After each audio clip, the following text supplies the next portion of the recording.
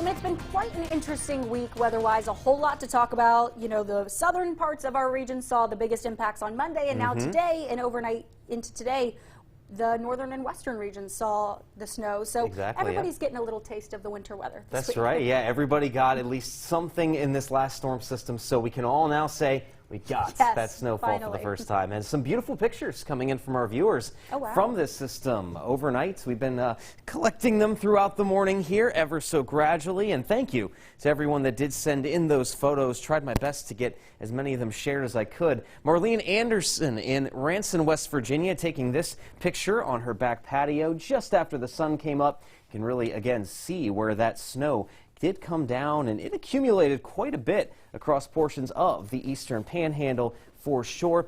This one, all of the snowfall right out in the front yard, as you see there from Karen Den in Hagerstown, Maryland. And this one, I like this one the best here. Ken Myers in Hagerstown taking a video right past City Park. You can see those trees covered in the snowfall, and it's still coming down a little bit. Just a picturesque winter view as we went throughout the overnight hours and into the start of the morning. And now we just have that snowfall that's left over on the ground, and it's pretty quiet at this point. Just some clouds out there, but more blue sky than we had earlier this morning. But it's cold, it's windy. It's nice to view these images from inside. 25 is that temperature in Hagerstown, and we are starting to see those wind speeds be a little bit more toward the 10 mile per hour or higher range. Check out these temperatures. It has continued to get colder. DC is the only spot that's at 30 degrees. Everybody else is in the 20s.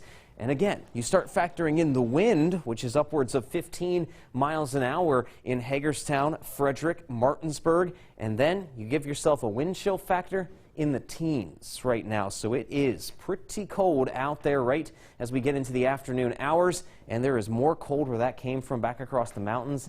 We have wind chill values down close to 0, and some more of that cold air is arriving for us later on tonight. And there it is, pretty quiet outside of the wind as there is really nothing else going on precipitation-wise. The last of the storm system is pulling away toward the upper part of the Northeast and Nova Scotia, leaving us in the clear with high pressure rolling in for the start of the weekend. But we're not done with watching out for a few potential issues here. Again, it's going to be a blustery rest of the day, and that true cold kicks in tonight with wind chill values down near 0 across the entire viewing area. We'll have a sunny but calm day on Saturday to begin the weekend, which will be nice, but then we are watching for the possibility of freezing rain on Sunday morning with some of that colder air still locked in place, because it's going to be hard to get rid of this colder air for sure. Check this out. The air temp as we go into the overnight hours, even by this evening, we're going to be down in the lower teens, and we're going to stay there, if not have a few locations dropping into